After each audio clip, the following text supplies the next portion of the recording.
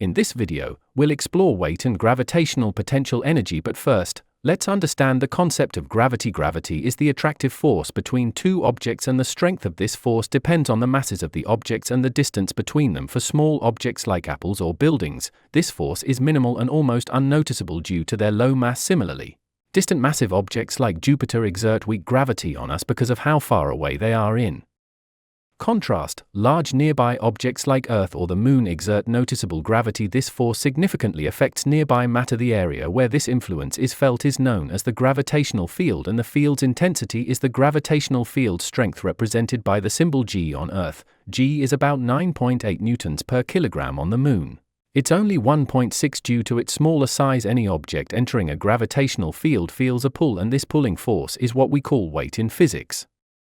To find an object's weight, multiply its mass by g. This formula gives the force due to gravity. For instance, a 60 kilograms person on Earth feels a downward force of 60 multiplied by 9.8, equaling 588 newtons, so their weight would be 588 newtons. Although in daily life, we usually say someone weighs 60 kilograms, technically, that's their mass, not their weight. This is one of those cases where physics terms differ from casual usage. It's important to distinguish between mass and weight in physics. Mass is a constant property of matter, while weight is the gravitational force acting on that mass to lift something against gravity. You must use energy. That energy is stored as gravitational potential energy. We calculate this energy, denoted EP, using the formula EP equals mgh, meaning mass times gravitational field strength times height, measured in kilograms, newtons per kilogram, and meters respectively. And since it's a type of energy, the result is in joules. For example, consider a 100-gram apple thrown 3